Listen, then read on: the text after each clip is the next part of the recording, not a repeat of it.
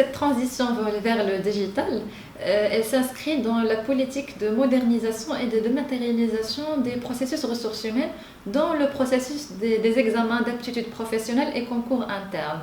Et ceci à travers la création d'une plateforme d'inscription en ligne.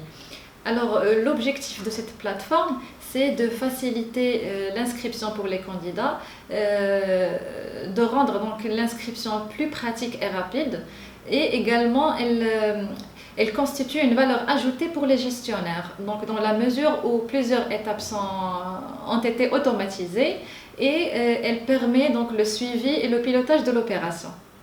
Alors pour la réussite de cette transition, la direction des ressources humaines a veillé à la mobilisation de toutes les parties prenantes. Donc grâce à l'engagement et l'implication des relais ressources humaines et des chefs de service ressources humaines au niveau des structures déconcentrées, les candidats ont trouvé l'appui et l'aide nécessaires pour effectuer leur inscription. Donc cette transition, elle constitue également un pas en avant vers la mise en place de la charte de déconcentration administrative.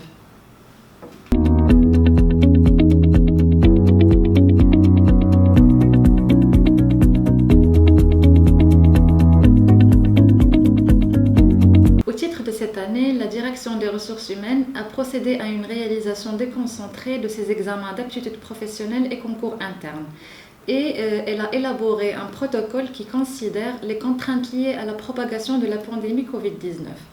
Donc l'objectif, c'était de préserver la santé et la sécurité des candidats, tout en veillant au maintien de la qualité des examens organisés. En effet, pour l'organisation des épreuves écrites des 10 examens, la direction des ressources humaines s'est appuyée sur les ressources matérielles et humaines des établissements d'enseignement agricole, dont le nombre variait en fonction des candidats inscrits et également en fonction de leur répartition sur le territoire.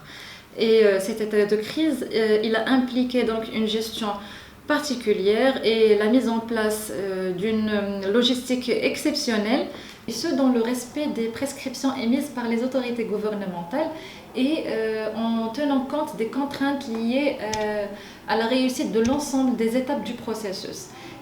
Ce qui fait pour cette année, nous nous sommes appuyés plus sur les moyens technologiques de communication, que ce soit pour une ouverture en ligne des épreuves dans l'ensemble des centres désignés, ou pour les séances qui sont dédiées à la réponse aux questions des candidats. Parce que nous veillons à garantir l'égalité des chances pour l'ensemble des candidats dans les centres désignés, nous avons pris les mesures nécessaires pour réaliser une ouverture en ligne des épreuves simultanément dans l'ensemble des centres, et ce, dans le respect du principe d'équité et de transparence. Et il est à mentionner aussi que le respect et l'application stricte des mesures sanitaires est un élément déterminant pour remplir les conditions d'organisation des 10 examens.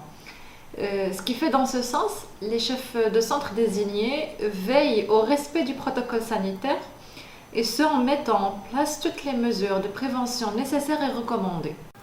Et vu l'évolution imprévisible de l'état sanitaire à l'heure actuelle, et suivant les orientations émises par le chef du gouvernement dans la circulaire du 7 octobre 2020, nous avons opté pour un mode distanciel dans l'organisation des épreuves orales pour les candidats admissibles. Ce qui fait, les dispositions sont prises pour mettre en place la logistique nécessaire, et ce en coordination avec les directions centrales et les directions régionales d'agriculture. Au final, cette situation de pandémie et les contraintes qu'elle impose sont en effet une opportunité qui a permis donc de réunir les efforts de toutes les parties prenantes, que nous remercions vivement.